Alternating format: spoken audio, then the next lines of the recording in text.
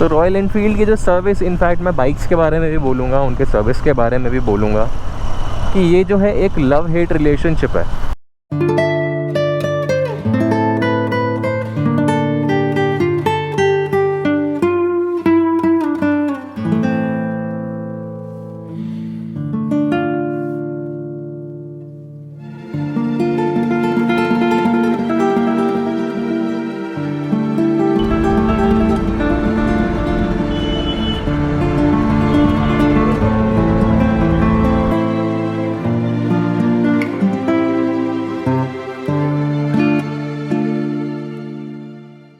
I am at the royal Enfield, this is Mahadev service centre. और मैंने ये specifically choose करा क्योंकि मेरी बाइक में छोटी सी प्रॉब्लम आ गई थी और मुझे पता है कि वो यहीं ठीक हो सकती है, क्योंकि ऐसा मेरे एक जानकार ने मुझे बताया था। तो मैंने सुबह 9 बजे की सर्विस यहाँ पे बुक करी थी, बट थोड़ा 9:30 बज गए मुझे आते आते।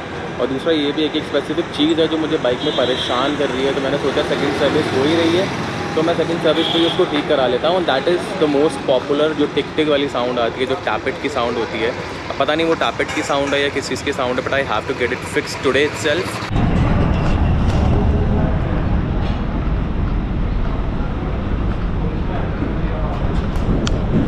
ऑलराइट, सो नंबरिंग में गाड़ी लग चुकी है और कह रही है 3 से 4 बज सकते हैं। तो मैं अपना लैपटॉप आईपैड लेके आया हुआ हूँ, तो मैं अपना ऑफिस का थोड़ा सा काम करूँगा यहाँ पे बैठ के। अच्छी बात यह है कि इनका वेटिंग रूम काफ़ी बढ़िया है और वहाँ पे बिल्कुल सी थ्रू ग्लास है, तो आप देख सकते हो आपकी बाइक की सर्विस कैसे हो रही है ठीक से। तो मैं लेके चलता हूँ आपको। So this is what it looks like.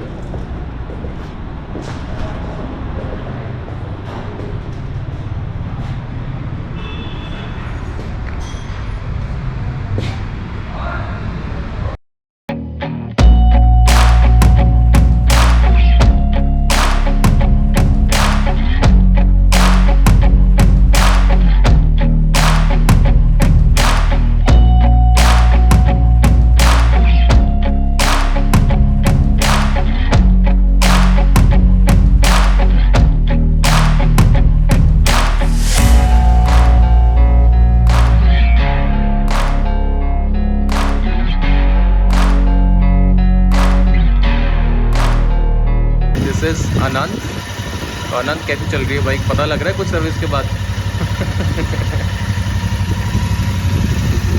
Beautiful Chrome bike अनंत की है, इज़ वेरी यंग। मेरी अभी भी बात हुई है अनंत से। तो वन ऑफ दो 650 ओनर्स, इनकी बाइक्स बहुत अच्छी हैं और सर्विस कराते रहते हैं रेगुलरली।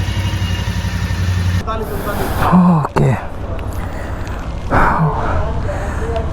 सुनते हैं ज़रा बाइक की आवाज़ कैसी आ रही है।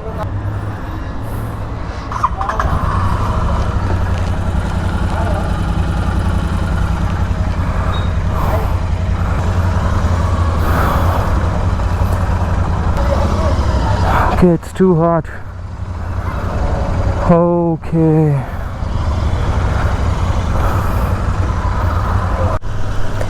थोड़ी सी और बाइक चलाई है तो भाई पूरी टैपेट की आवाज़ मुझको फिर से आ रही है। झूठ नहीं बोल रहा हूँ, बिल्कुल सच कह रहा हूँ। जितनी तेज़ पहले आती थी उतनी ही तेज़ आ रही है। इंजन थोड़ा सा स्मूथ हुआ है definitely, no doubt about that, लेकिन टैपेट की जो साउंड है वो बरकरार है। अब मैं सुनाता हूँ आपको इंजन की साउंड।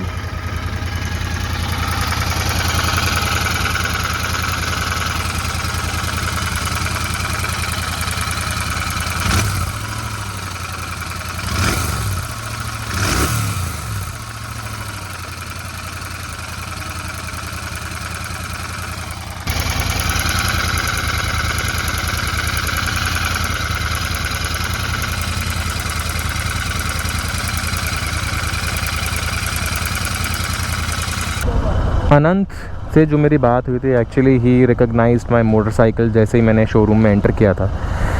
तो उनसे बात करने पे मुझको पता लगा कि लिक्विड मोली का कोई इंजन एडिटिव आता है जो आप डाल सकते हो, जिससे टैपेट की जो साउंड है वो थोड़ी सी कम हो जाती है। So I will have to look into it कि लिक्विड मोली का वो कौन सा प्रोडक्ट है जो मैं एज एन एडिटिव यूज़ कर सकता हूँ और इंजन के लिए, मतलब इंजन की परफॉर्मेंस उसे थोड़ी सी बेटर हो सकती है। इंजन ऑयल चेंज करने के बाद देखो बाइक जो है वो स्मूथ तो चलती ही चलती है, उसमें कोई नई बात नहीं है।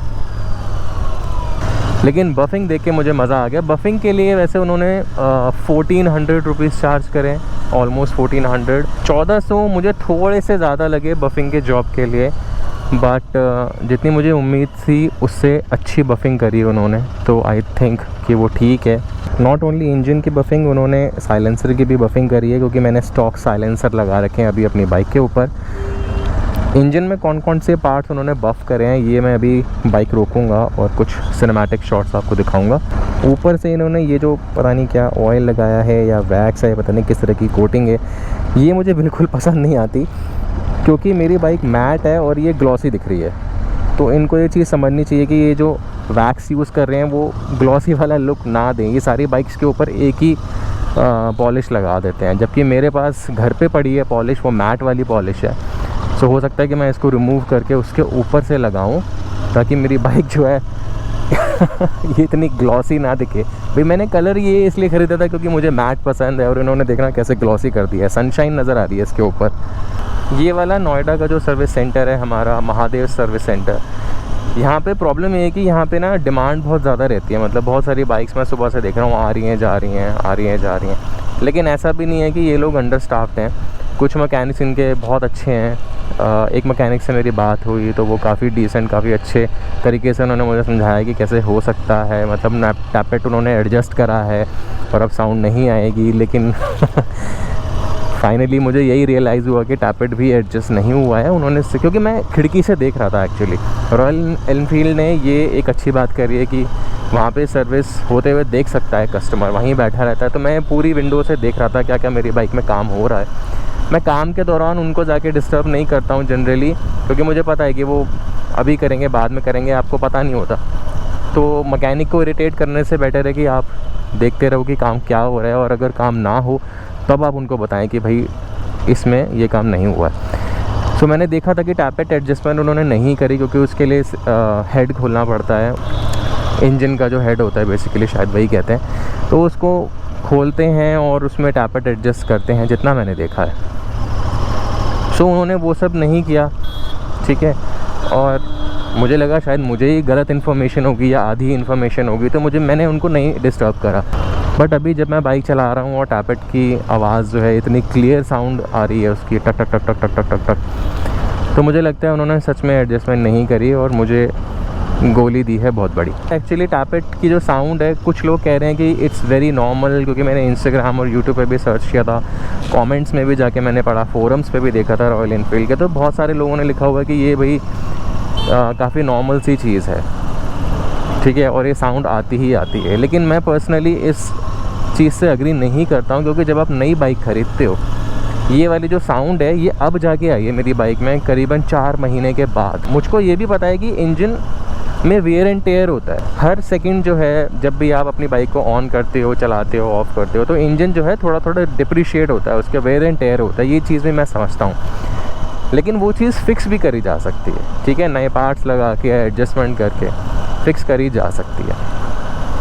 तो नोएडा के शोरूम पे इतनी भीड़ रहती है, तो मैंने थोड़ा पुश तो किया कि भाई आप उसको एडजस्ट करो, उसको ठीक करो, लेकिन उनकी शायद कन्विंसिंग पावर इतनी अच्छी थी कि उन्होंने मुझे कन्विंस कर लिया। और कन्विंस में ऐसे नहीं हुआ, एक्चुअली मैंने टेस्ट राइड ली थी, मैंने करीबन 1 किलोमीटर बाइक चलाई और उसके बाद मुझे लगा कि साउंड नहीं आ रही है। लेकिन अब गज़ब बात यह है कि ये साउंड आती है जब आप 3-4 किलोमीटर बाइक चला लेते हो। तो अब मुझे काफ़ी क्लियरली वो साउंड दोबारा आ रही है। जितना मैंने फोरम्स पे पढ़ा है, काफ़ी लोग भी यही कह रहे हैं कि उनकी नई बाइक में शुरू से ये वाली आवाज़ आ रही है, तो ये काफ़ी नॉर्मल है। तो मैं खुद भी कंफ्यूज हूँ कि मैं इसमें इस चीज़ को परसू करूँ या ना करूँ। आप मुझे कमेंट्स में बता सकते हो कि क्या ये चीज़ नॉर्मल है, क्या मुझको इसको ठीक कराना चाहिए, क्योंकि बाइक की परफॉर्मेंस में कोई भी फ़र्क नहीं आया है। बाइक अभी भी 160-170 से मक्खन की तरह पहुँच जाती है। बट टैपेट की जो चीज़ है ये थोड़ा इरिटेट करती है और आपको लगता है कि बाइक में कुछ ख़राबी है, जो शायद होती नहीं है।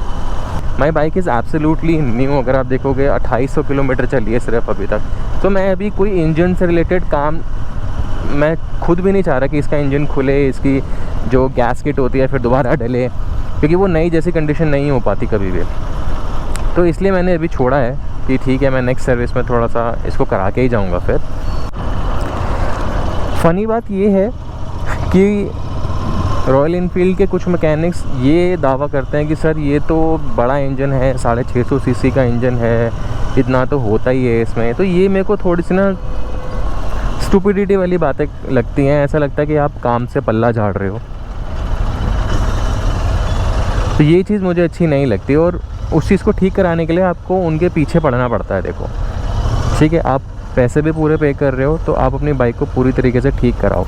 आज मैंने इसलिए नहीं किया, जैसे मैंने बताया कि मैं सोच रहा हूँ कि मैं नेक्स्ट टाइम इसको कराऊंगा, क्योंकि उतनी मेजर प्रॉब्लम नहीं लग रही मुझको अभी। It's just a small thing which irritates you, but I am going to give the mechanic his benefit of doubt, क्योंकि बाइक की परफॉर्मेंस अभी भी एकदम टॉप नॉच है। बाइक अच्छी भाग रही है, everything is absolutely great, overheat भी नहीं कर रही है bike. So I am going to give him the benefit of doubt, और नेक्स्ट टाइम मैं इसको ठीक कराऊंगा। और एक और चीज़ है, मुझे अनंत ने भी बताया कि उसने फर्स्ट सर्विस में और उसके बाद सेकंड सर्विस में भी अपनी बाइक का टैपेट एडजस्ट कराया है 2 बार, लेकिन उसके बाद भी टैपेट की जो साउंड है वो रहती है।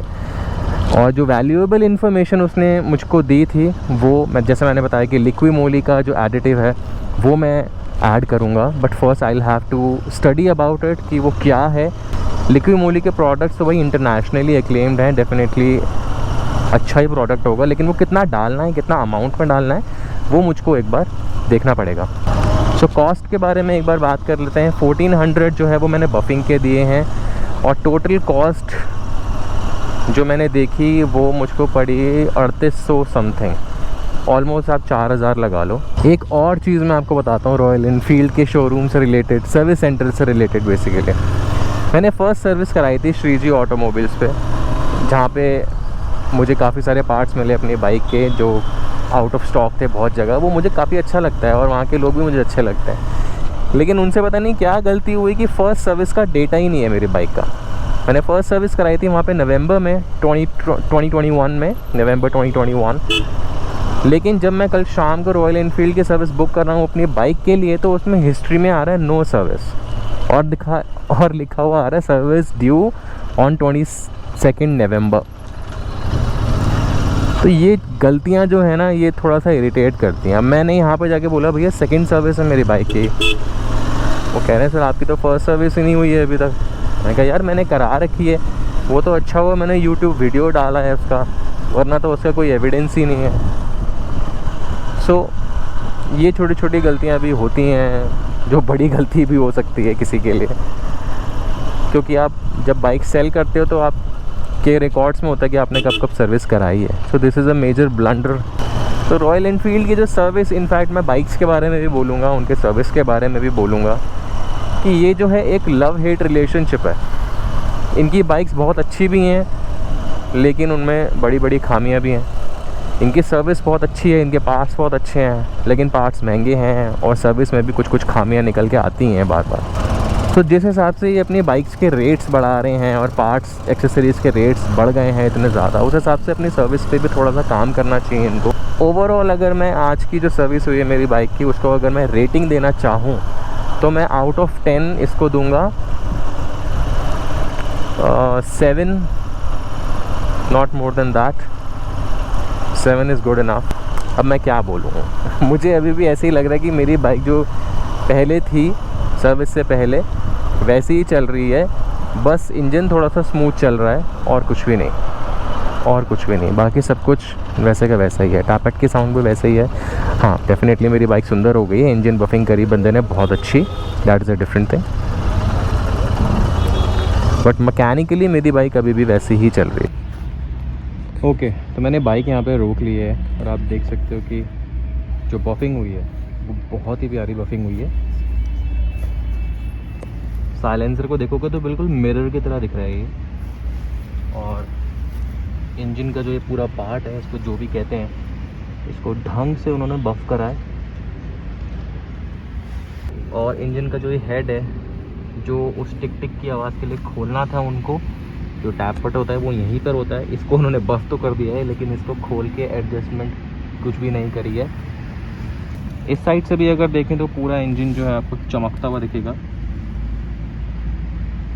हालांकि मेरे पास घर पर बफ करने का पूरा सामान रखा हुआ है, but I choose not to do it, क्योंकि एक तो टाइम का क्रंच रहता है मेरे पास, और दूसरी बात जो डिटेल्स होती हैं वो सिर्फ एक फैक्ट्री वर्कर ही ठीक से कर सकता है। तो ज़ाना का मैंने ये चीज़ें भी इंस्टॉल कराई थी, इनका मैं रिव्यू दूंगा बाद में जब मैं लॉन्ग ट्रिप पे जाऊंगा, क्योंकि बहुत जल्द मैं जाने वाला हूँ। अभी ये कोई क्रांतिकारी नई चीज़ें तो नहीं है। सैडल स्टे है, टेल रैक है, और पीछे वाले पिलियन के लिए बैक रेस्ट है।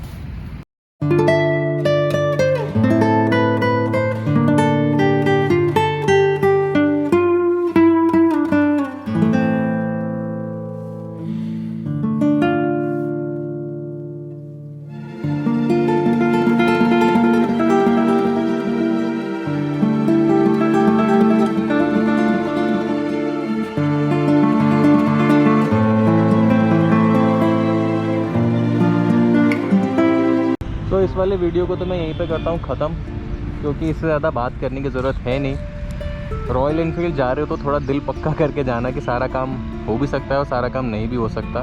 तो डिपेंड करता है, अपनी सर्विस को, अपनी बाइक को ठीक से देखते रहें जब वो सर्विस हो रही हो, और अगर आपको लगता है कि आप सेटिस्फाइड नहीं हो सर्विस से तो आप पीछे पड़ जाओ उनके। आज मैं नहीं पड़ा, मेरी गलती है। तो उतनी ज़्यादा आवाज़ नहीं है जितनी पहले आ रही थी, मतलब आई वुड से 80% के आसपास तो आवाज़ आ रही है।